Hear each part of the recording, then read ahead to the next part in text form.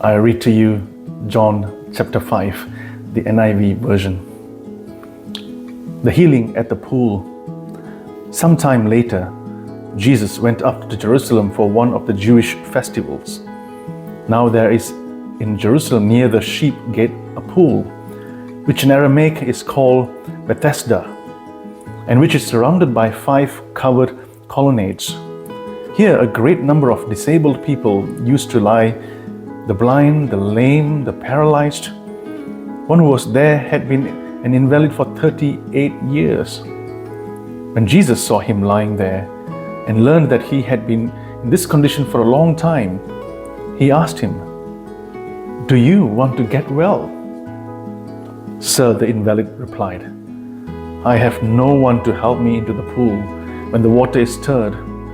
While I'm trying to get in, someone else goes down ahead of me."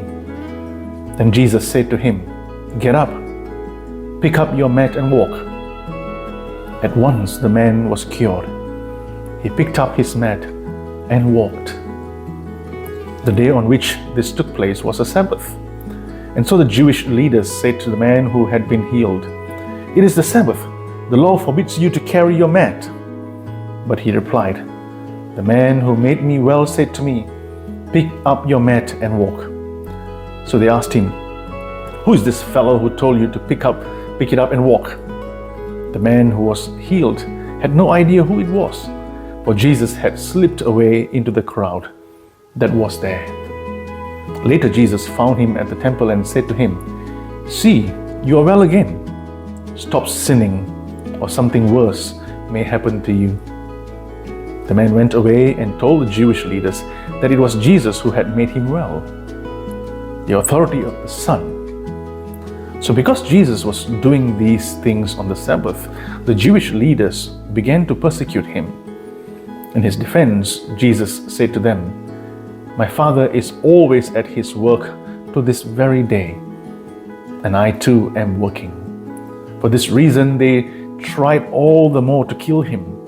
Not only was he breaking the Sabbath, but he was even calling God his own Father, making himself equal with God.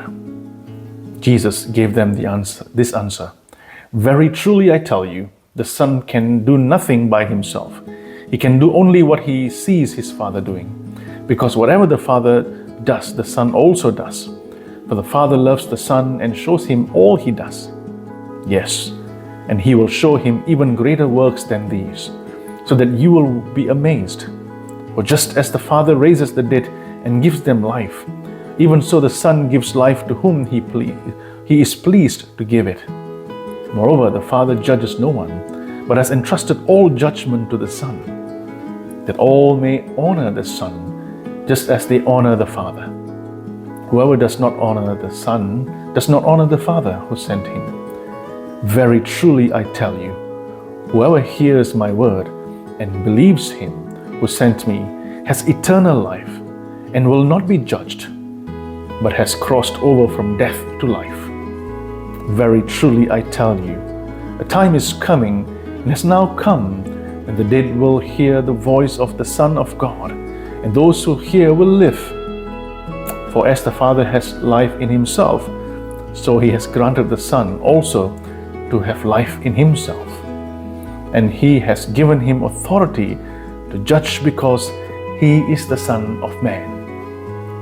Do not be amazed at this, for a time is coming when all who are in their graves will hear his voice and come out.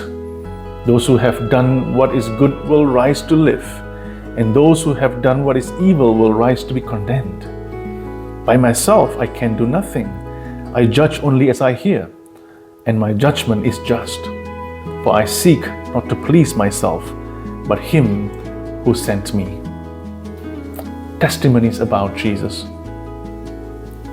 If I testify about myself, my testimony is not true.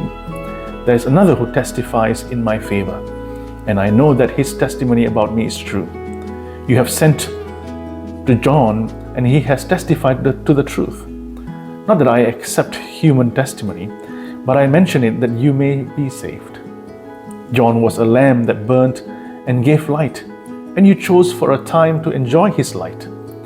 I have testimony weightier than that of John. For the works that the Father has given me to finish, the very works that I am doing, testify that the Father has sent me. The Father who sent me has himself testified concerning me. You have never heard his voice, nor seen his form, nor does his word dwell in you, for you do not believe the one he sent. You study the scriptures diligently because you think that in them you have eternal life. These are the very scriptures that testify about me. Yet you refuse to come to me to have life. I do not accept glory from human beings, but I know you. I know that you do not have the love of God in your hearts. I have come in my Father's name, and you do not accept me. But if someone else comes in his own name, you will accept him. How can you believe since you accept glory from one another, but do not seek the glory that comes from the only God? But do not think I will accuse you before the Father. Your accuser is Moses, on whom your hopes are set. If you believed Moses, you would believe me, for he wrote about me. But since you do not believe what he wrote, how are you going to believe what I say? This is the word of the Lord. Thanks be to God.